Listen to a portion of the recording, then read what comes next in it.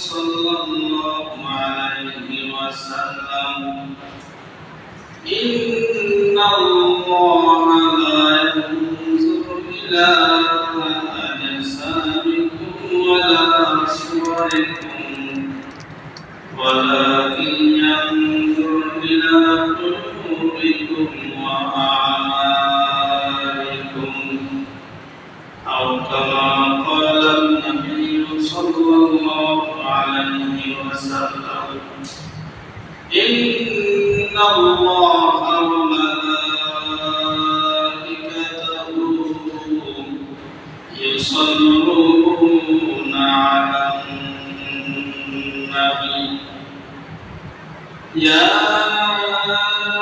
أيها الذين آمنوا صلوا عليه وسلموا تسليما الله لا إله إلا الله لا إله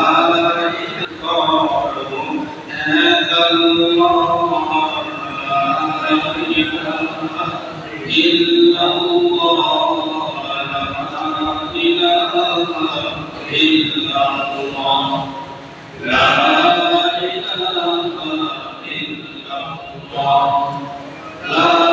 إله إلا الله لا إله إلا الله لا إله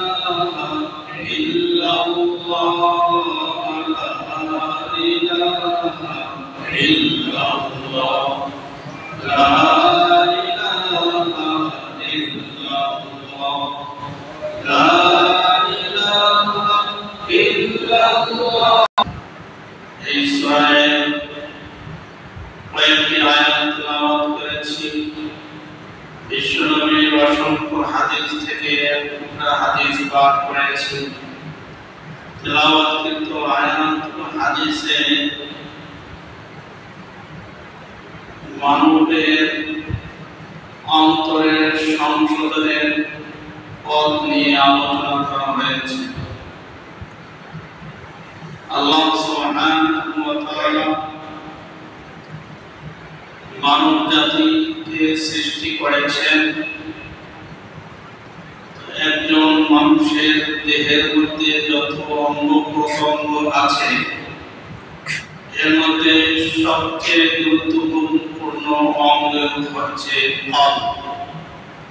অন্তর হৃদয় আজকে আমি আপনাদের সামনে আলোচনা করব তাসকিয়াতুল কলব তাসকিয়াতুন নফস অর্থাৎ অন্তরের সংশোধন আল্লাহ সুবহানাহু ওয়া তাআলা আমাদের উপরে 5 ওয়াক্ত নামাজ ফরজ করেছেন যাদেরকে আল্লাহ পাক সম্পদ দিয়েছেন বছরে তাদের উপরে একবার যাকাত ফরজ হয় যাদেরকে আল্লাহ পাক অনেক সম্পদের মালিক বানিয়েছেন পুরা জিন্দেগিতে একবার হজ ফরজ হয় তো আমরা সাধারণত কয়েকটি ফরজ বিধানের কথা জানি নামাজ রোজা হজ যাকাত বিশেষ করে এগুলির কথাই আমরা জানি যেগুলি ফরজ বিধান কিন্তু এই পৃথিবীতে আল্লাহ সুবহানাহু ওয়া তাআলার অসংখ্য ফরজ বিধান আছে যেগুলির ধারে কাছে আমরা যাই না শুধুমাত্র নামাজ 5 ওয়াক্ত নামাজ পড়তে পারলেই মনে করি যে অনেক কিছু আদায় করে ফেললাম নিজেকে অনেক বড় বুজুর্গ পরিচয় হিসেবে দিয়ে দিলাম একবার হজ করলে নামের শুরুতে ডিগ্রি লাগাই দিলাম হাজী সাহেব একাধিকবার হজ করলে নামের শুরুতে লাগাই দেয় আল হাজ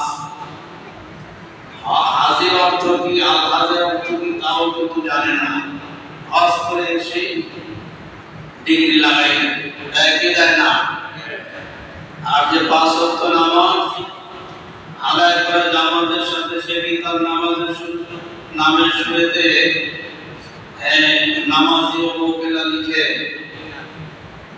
যে বিধান বা সত্য আদায় করতেছে সেই নামাজে তার পিছনে তার নামের শুরুতে মুসল্লি অঙ্গ কিন্তু লেখে না, লেখে একবার হজ করলেই সে নামের শুরুতে হাজি সাহেব লিখাই দেয়। তাহলে বোঝা যায় সে এই হজ পালন করেছে নামের শুরুতে হাজি লাগানোর জন্য। এই জন্যই বর্তমান বাংলাদেশে দেখবেন হাজি বিরানি, হাজি স্টোর, হাজি সরকারি এই বিভিন্ন নামে প্রচার হচ্ছে, হচ্ছে কি হচ্ছে না? তাহলে কি বুঝতে হবে? মুসলমান নামদারি মুসলমান, কিন্তু সে করতেছে শিরক, ইবাদত করেছে আল্লাহর উদ্দেশ্যে, করতে হবে আল্লাহর উদ্দেশ্যে, কিন্তু সে যখন নামের শুরুতে হাজি গাজী ও মুক্তবুক লাগায় তাহলে বাহ্যিকভাবে বুঝে আসে কি হাজি লাগানোর জন্য হজ করেছিল, 5 ওয়াক্ত নামাজ পড়ে 30 বছর 40 বছর, কিন্তু নামের শুরুতে মুসল্লি তো লাগায় না, নামাজ শেষে জিকির করে আল্লাহু আকবার সুবহানাল্লাহ আলহামদুলিল্লাহ, তাহলে সে জাকির না? যে জিকির করে শুধু জাকির, তো নামের শুরুতে লেখা থাকলো জাকির অমুক আব্দুল সালাম, লিখে নাকি? বুঝতে হবে ইবাদত করতে করবে কার জন্য? আল্লাহ, একমাত্র আল্লাহর জন্য। তো যারা আল্লাহর জন্য করে না তাদের নামের শুরুতে এরকম হাজি কাজে দেখা যায়, হাজি স্টোর, হাজি বিরানি। যাই হোক, বলতেছিলাম আল্লাহ সুবহানাহু ওয়া তাআলা মানব জাতিকে সৃষ্টি করেছেন, যতগুলি অঙ্গ প্রত্যঙ্গ দান করেছেন, এই অঙ্গ প্রত্যঙ্গের মধ্যে গুরুত্বপূর্ণ একটি অঙ্গ হচ্ছে ফল। এই ফল বিভিন্ন গুনাহ থেকে পরিচ্ছন্ন করাটা ফরজে আইন। নামাজ যেরকম ফরজে আইন, 5 ওয়াক্ত নামাজ সময় মতো আদায় করতেই হবে, হজ ফরজ হলে হজ করতেই হবে, যাকাত ফরজ হলে যাকাত আদায় করতেই হবে, বালেগা হয়ে গেলে শরীয়তের যে সকল বিধান আছে সব মানতেই হবে, নারীদের উপরে পর্দা আছে, পুরুষের উপরে পর্দা ফরজ আদায় করতেই হবে, এগুলি ফরজে আইন। ঠিক তদ্রূপ ফরজে আইন হচ্ছে আল্লাহ পাক যে অন্তর দিয়েছেন, হৃদয় দিয়েছেন, কল দিয়েছেন, এই কলকে সমস্ত গুনাহ থেকে পবিত্র করাটা ফরজে আইন। অন্তরকে পরিচ্ছন্ন করাটা ফরজে আইন। এই ক্ষেত্রে কিন্তু অধিকাংশ মানুষই আমরা খারাপ, নামে চলতেছি মুসলমান হিসাবে, জন্মসূত্রে আমরা মুসলমান, কিন্তু মুসলমানের অনেক বিধানের কথা আমরা জানি না। এরকম লোকের সংখ্যা আছে কি নাই? এটা আজকে বিষয়টা আমি আলোচনা করতেছি যে অন্তরকে পরিষ্কার করা এটা ফরজে আইন। কতজন লোক জানে? সে জানে খালি নামাজ পড়া ফরজ, হজ করা ফরজ, যাকাত দেওয়া ফরজ, কিন্তু অন্তরকে যে পরিচ্ছন্ন রাখাটা ফরজে আইন এটা কিন্তু জানে। আজকে মুসলমান নামদারি যদি জিজ্ঞেস করে ভাই আপনি ফজরের নামাজ পড়েছেন কিনা, শূন্য কোটাই পাওয়া যাবে, হয়তো 1000 কে একজন পাওয়া যাবে ফজরের নামাজ পড়েছে। কি বলেন? এই বর্তমানে আমার এখানে উপস্থিত মুসলিয়ার প্রায় 100 মতো হতে পারে। তো 100 মুসলিম লোককে জিজ্ঞেস করেন, শতকরা হয়তো আপনি একজন পান কিনা সন্দেহ আছে যে ফজরের নামাজ পড়েছে। কি বলেন? অথচ পরিচয় দিচ্ছে আমি মুসলিম। আল্লাহ রাসূল সাল্লাল্লাহু আলাইহি ওয়াসাল্লাম বলেছেন, বাইনার রাজুলাইনি ওয়া বাইনাশ শিরকি ওয়াল কুফরি সালাতু তারকুস সালাত। আল্লাহ রাসূল সাল্লাল্লাহু আলাইহি ওয়াসাল্লাম বলেছেন, মুশরিক কাফের এবং মুসলমানদের মধ্যে পার্থক্য হলো নামাজ। কাফের মুশরিকরা নামাজ পড়ে না, মুসলমান নামাজ পড়ে। আপনি বলুন, আপনি মুসলমান পরিচয় দিচ্ছেন, ফজরের নামাজ আদায় করেননি, এখন আপনি মুসলিম না অমুসলিম? আপনি এই প্রশ্নের জবাব দিন। মুসলমান তো সেই ব্যক্তি যে ফজরের নামাজ জামাতের সাথে আদায় করবে, কিন্তু আপনি মুসলমান পরিচয় দিচ্ছেন, ফজরের নামাজ পড়েননি। আপনি তো সেই মুসল্লি, সেই মুসলিম, শুক্রবার দিন 2 রাকাত নামাজ আদায় করলেন, মনে করতেছেন আমি প্রকৃত মুসলিম। না না, এত সহজ না। দুবার দিন এসে একটু হাজিরা দিলেন, 2 রাকাত নামাজ পড়লেন, মুসল্লি হয়ে গেলেন, মুসলমান হয়ে গেলেন, এমন না, এত সহজ। মুসলমান ওই ব্যক্তিকে বলে যে 5 ওয়াক্ত নামাজ পড়ে, আর কাফের মুশরিক ওই ব্যক্তিকে বলে যে নামাজ পড়ে না, তাকেই বলা হয় কাফের মুশরিক। সে নামাজকে অস্বীকার করতেছে, সে নামাজ পড়েই না, আর বিশ্বাসও করে না যে নামাজ একটা ফরজ বিধান। আপনি মুসলমান, বিশ্বাস করেন নামাজ একটা ফরজ বিধান, কিন্তু পড়েন না। তাহলে পার্থক্য হলো শুধু আপনি শিরক করতেছেন। অত ডাইরেক্ট কাফের, আপনি কাফের হলেন না, আপনি কিন্তু শিরকের সাথে লিপ্ত। যখন আমরা বলি যে আমরা শিরককে ছেড়ে দেই, অনেকে প্রশ্ন করে, হুজুর আমি তো মুসলমান, আমি তো মূর্তি পূজা করি না, অমুক করি না, তমুক করি না, আমি শিরক করলাম করছি। আরে তুমি তো নামাজ পড়ো না, তুমি তো শিরকে লিপ্ত। আল্লাহ বলে তুমি নামাজ পড়ো, যখন তুমি নামাজ পড়ো নাই, তাহলে তুমি গায়ের কথা শোনো না। শয়তান বলে তুমি নামাজ পড়িও না, ওয়ালা তাত্তাবিউ খুতুওয়াতিশ শাইতান। আল্লাহ পাক বলেছেন তোমরা শয়তানের অনুসরণ করিও না, তুমি তো শয়তানের অনুসরণ করতেছো। শয়তানের অনুসরণ করতেছো, আপনি থেকে দাবি করতেছো মুসলমান, মুসলিম। আল্লাহ বলেছেন সাল্লু ইন্নাস সালাতা তানহা আনিল ফাহশাই ওয়াল মুনকার। কোরআনের মধ্যে একাধিক জায়গায় নামাজের কথা এসেছে, বারবার বলেছেন ওয়ারকাউ মা'র রাকিঈন। বারবার আল্লাহ পাক উল্লেখ করেছেন নামাজের কথা। তুমি নামাজ পড়ো না, কিভাবে তুমি নিজেকে মুসলিম পরিচয় দাও? আল্লাহর রাসূলের এই হাদিস থেকে স্পষ্ট পরিষ্কার যে বাইনার রাজুলি ওয়া বাইনাশ শিরকি ওয়াল কুফরি তারকুস সালাত। যে মুশরিক, কাফের এবং মুসলমান এর মধ্যে পার্থক্য হলো মুসলমান নামাজ পড়ে আর কাফের মুশরিকরা নামাজ পড়ে। এখন নিজের কাছে প্রশ্ন করুন, আমি তো ফজর নামাজ পড়লাম না, তাহলে আমি কি মুসলিম আছি? আমি তো মুশরিকদের অন্তর্ভুক্ত হয়ে গেলাম। এই জন্য মুসলমান ভাইয়া, মুসলিম আল্লাহ পাক মুসলমান হিসাবে কবুল করেছেন। মুসলমানের অনেক দায়িত্ব আছে, সেই দায়িত্বের মধ্যে একটি দায়িত্ব হলো আপনাকে যে 3.5 হাত বডি দিয়েছেন, এই বডির মধ্যে গুরুত্বপূর্ণ একটি অঙ্গ রেখেছেন হৃদয়, অন্তর, কল্প। এই কল্প থেকে গুনাহকে পরিত্যাগ করতে হবে, গুনাহ মুক্ত অন্তর সৃষ্টি করতে হবে, এই অন্তরকে পরিষ্কার করতে হবে গুনাহ থেকে। এটা ফরজে আইন। কলুষ মুক্ত অন্তর নিয়ে আল্লাহ পাকের যতই ইবাদত করুন, একটা ইবাদতও আল্লাহর কাছে গৃহীত হবে না। অন্তরে ময়লা রেখে, অন্তরের মধ্যে হিংসা, বিদ্বেষ, রিয়া, অহংকার রেখে আপনি যত ইবাদত করেন, একটি ইবাদতও আল্লাহর দরবারে কবুল হবে না। এটা ভালো করে মনে রাখতে হবে। এই অন্তরকে পরিষ্কার করা এটা ফরজে আইন। আজকে তো আমরা এদিকে ভ্রুক্ষেপই করি না।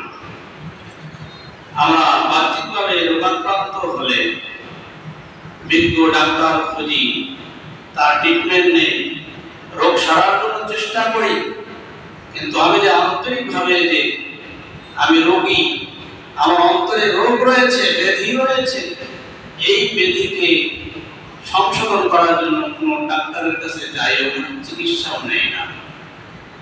বলতে পারেন হুজুর অন্তরের রোগের আবার কোন ডাক্তার আছে? হ্যাঁ আছে তো। কোরআন হাদিসে যারা বিজ্ঞ, এই বিজ্ঞ ওলামা একরামের সমাগম হবেন যে আমি এই গুনাহে লিপ্ত আছি, এই গুনাহে লিপ্ত আছি, আপনাকে পথ বাতলিয়ে দিবে। তারাই এই উম্মতের ডাক্তার। কিন্তু আজকে আমরা সেদিকে ভ্রুক্ষেপ করি না। আমি মনে করি যে আমি শিরক মুক্ত ইবাদত করতেছি, আমি মনে করতেছি আমার ভিতরে অহংকার নাই, দেমাগ নাই, হিংসা নাই, বিদ্বেষ নাই।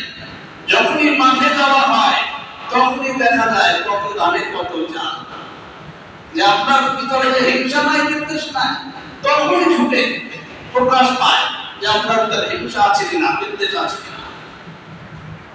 আজকে পদের লোভে মানুষ পাগল পালা হয়ে যায়, অথবা সামনের কাতারে মুসল্লি। এরকম লোক সমাজে রাষ্ট্রে আছে কিনা? পদের লোভে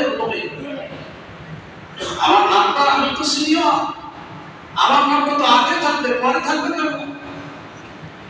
এরকম লোক সমাজে বসবাস করে কি করে না? এর দ্বারা কি বুঝে আসে? আমি তো তার চেয়ে বড়। নিজেকে বড় ভাবে যে অন্যের তুলনায়, তাকে কি বলে? হ্যাঁ, অহংকারী। অহংকার তো করা, এটা শিরক। অহংকার করা কি শিরক? অহংকার হচ্ছে আল্লাহ সুবহানাহু ওয়া তাআলার গুণ।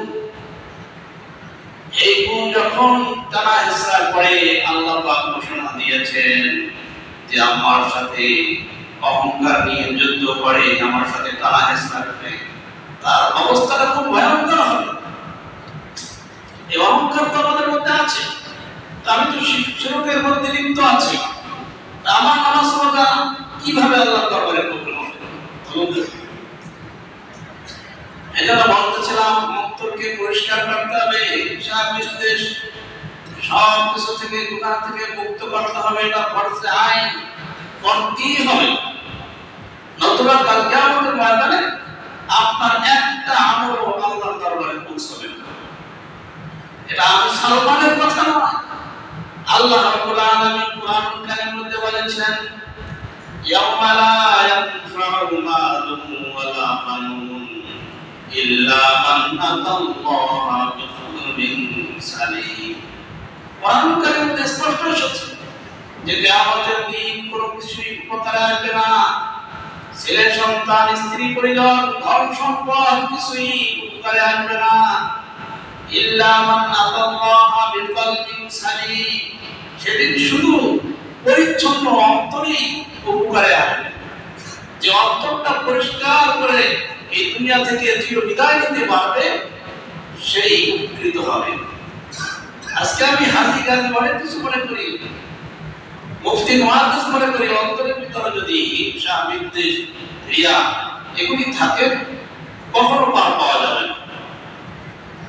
দুনিয়াতে হয়তো কিছুদিনের জন্য আমি বড়ত্ব প্রকাশ করলাম যে আমি বড়, কিন্তু আখিরাতে আপনারা মূল্যায়ন হবে। এজন্য অন্তরকে পরিষ্কার করতে হবে। পারবো তো ইনশাআল্লাহ? অন্তরের গুনাহকে পরিষ্কার করতে হবে। হাদিস শরীফের মধ্যে এসেছে, ইন্না ফিল জাসাদি মুদগা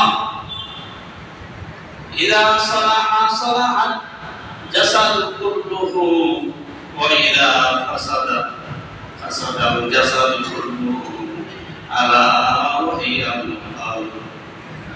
বিশ্বনবী বলেছেন, ও দুনিয়ার মানুষ ভালো করে মনে রাখো, ভালো করে মনে রাখো। আলা, প্রথমে সতর্ক করেছেন, আলা ভালো করে জেনে রাখো, ইন্না ফিল জাসাদি মুদগা, যে প্রত্যেকটি মানব দেহের মধ্যে একটি মাংসপিণ্ড আছে, গোশতের টুকরা আছে। ইদা সালাহা সালাহাল জাসাদু কুল্লুহু, যতক্ষণ পর্যন্ত এই গোশতের টুকরা ঠিক থাকে, এই মাংসপিণ্ড ঠিক থাকে, কুল্লুহু, ততক্ষণ পর্যন্ত শরীরটা, সমস্ত শরীর ঠিক থাকবে। এরপর বলতেছেন, ওয়াইদা ফাসাদাল জাসাদু কুল্লুহু, আর যখন মানুষের এই অন্তরটা নষ্ট হয়ে যায়, তখন তার সমস্ত শরীরটাও নষ্ট হয়ে যায়। অন্তরের উপর ভিত্তি করে।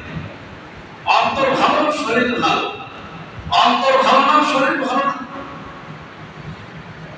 আল্লাহ রাসূল ব্যাখ্যা করে বলতেছেন আলা ওয়াহিয়াল কলব, সেই গোশতের টুকরার নাম হচ্ছে কলব, নফস, অন্তর, হৃদয়। এই অন্তরটা ভালো থাকবে তার পুরো শরীরটা ভালো থাকবে। দেখবেন আপনার মনটা খারাপ থাকে, দেখবেন ওই দিন শরীরে বল পাওয়া যায় না, যায় কি বলেন, পুরো শরীরটাই খারাপ। আল্লাহ রাসূল বুঝাচ্ছেন যে অন্তরের ভিতর যদি ময়লা থাকে আর তুমি বাহ্যিকভাবে সূরাত সিরাত একেবারে আল্লামা, এটা কোনো গ্রহণযোগ্য হবে না আল্লাহর কাছে। আল্লাহ রাসূল সাল্লাল্লাহু আলাইহি ওয়াসাল্লাম বলেছেন ইন্নাল্লাহা লা ইয়ানজুরু ইলা আজসামিকুম ওয়ালা ইলা সুওয়ারিকুম ওয়ালাকিন ইয়ানজুরু ইলা কুলুবিকুম ওয়া আমালিকুম। বিশ্বনবী বলেছেন যে আল্লাহ সুবহানাহু ওয়া তাআলা মানুষের আকৃতির দিকে তাকান না, দেহের দিকে তাকান না, ওয়ালাকিন ইয়ানজুরু ইলা কুলুবিকুম ওয়া আমালিকুম। আল্লাহ পাক তাকান মানুষের অন্তরের দিকে, আমালের দিকে তাকায়। তুমি বিশাল দেহের মালিক, তুমি দেখতে খুব সুদর্শন, আল্লাহ পাক সেগুলির দিকে তাকান।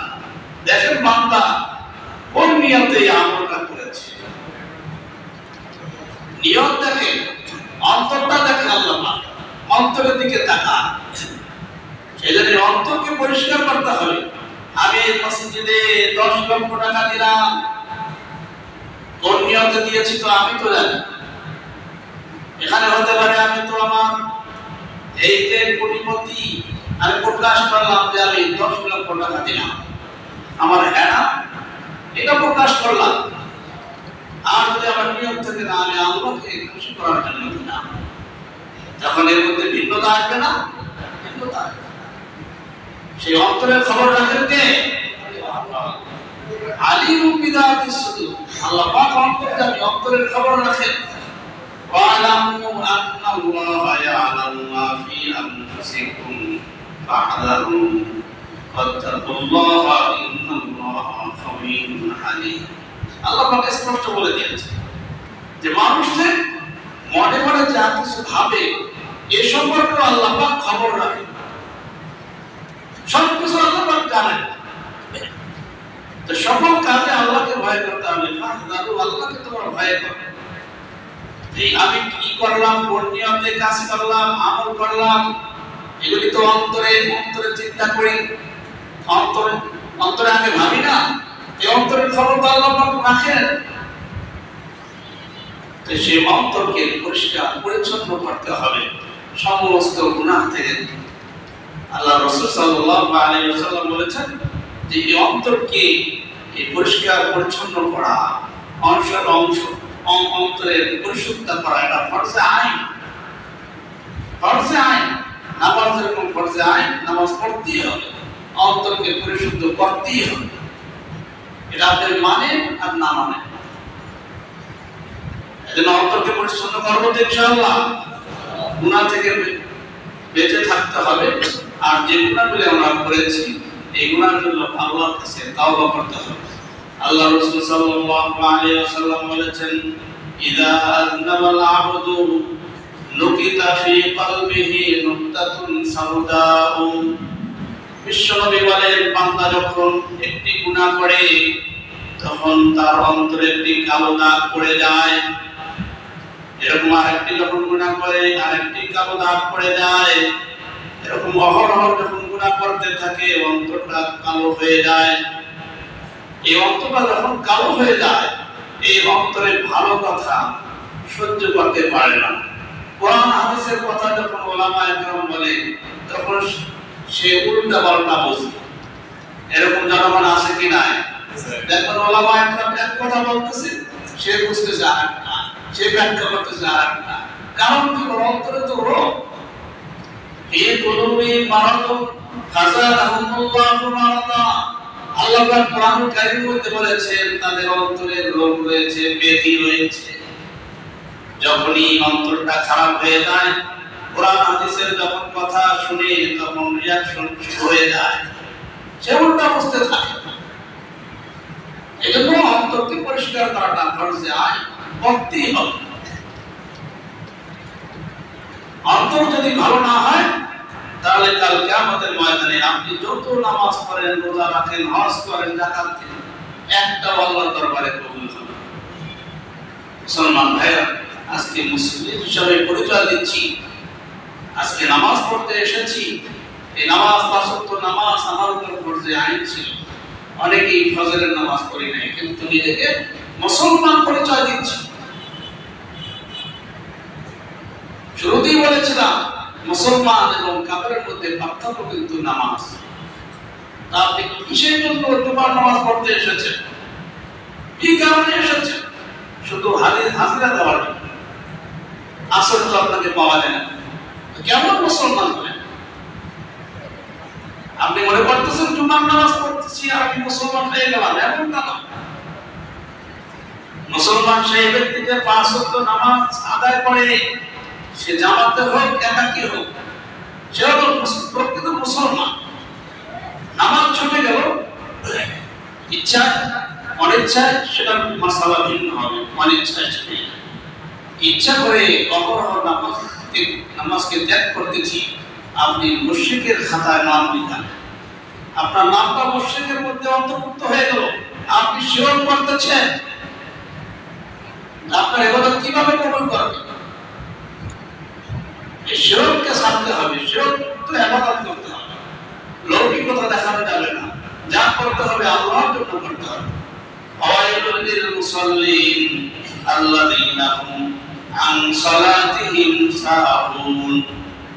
যে ওই সকল মুসলিম দুর্বল, মানে ওই সকল মুসলিম জাহান্নামে যাবে। আল্লাযীনা হুম আলা সালাতিহিম সাহুন, যারা নামাজের ভিতর অলসতা করে। নামাজের ক্ষেত্রে যারা অলসতা করে তাদের ক্ষেত্রে আল্লাহ পাক ডাইরেক্ট ঘোষণা দিয়েছে, তাদের জন্য দুর্ভোগ, তাদের কপালটা পোড়া। এরা নামাজকে ছাড়া যাবে না।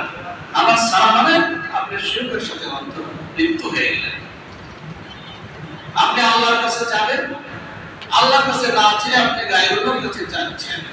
আপনি শাহজালাল ইয়ামানি রহমাতুল্লাহ আলাইহির মাজারে গিয়ে চাইতেছেন, আল্লাহ বাবা, খাজা বাবা, আমার সন্তান হয় না, অমুক হয় না, তমুক হয় না। আপনি আল্লাহকে বাদ দিয়ে গায়রুল্লাহর কাছে কি হলেন? আপনি শিরক করতেছেন, আপনি অনেক শিরক করতেছেন। এই শিরককে ছাড়তে হবে। গত জুমায় বলেছিলাম এই শিরকের গুনাহকে আল্লাহ পাক ক্ষমা করেন। ইন্নাল্লাহা লা ইউশরিকু মা ইউশরিকু বিহি। আল্লাহ পাক কোরআন কারীমের মধ্যে স্পষ্ট ভাষায় বলেছেন, দেখো শিরকের গুনাহকে আল্লাহ পাক ক্ষমা করবেন না একমাত্র তওবা ব্যতীত। তো আমাদের অজান্তে কিন্তু আমরা শিরকের সাথে লিপ্ত আছি। বলতেছিলাম অন্তরকে পরিচ্ছন্ন করাটা হলো ফরজে আইন। অন্তর তো আমার পরিচ্ছন্ন হচ্ছে না, খালি মুসলমান পরিচয় দিচ্ছি।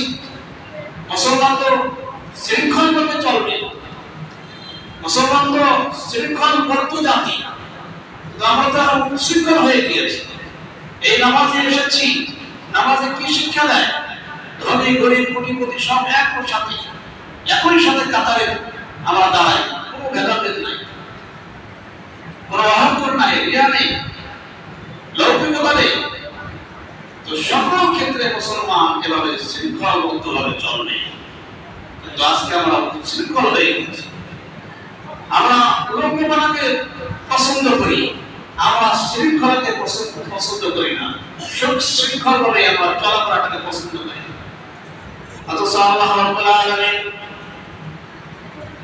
আদি পিতা হযরত আদম আলাইহিস সালাম ও হাওয়া আলাইহিস সালামকে সৃষ্টি করার পরে জান্নাতে যখন প্রবেশ করালেন, উসকুন আনতা ওয়া যাওজুকাল জান্নাতা ফাকুলা মিনহা রাগাদান হাইসু শি'তুমা আলা তাকরাবা হাযিহিশ শাজারা।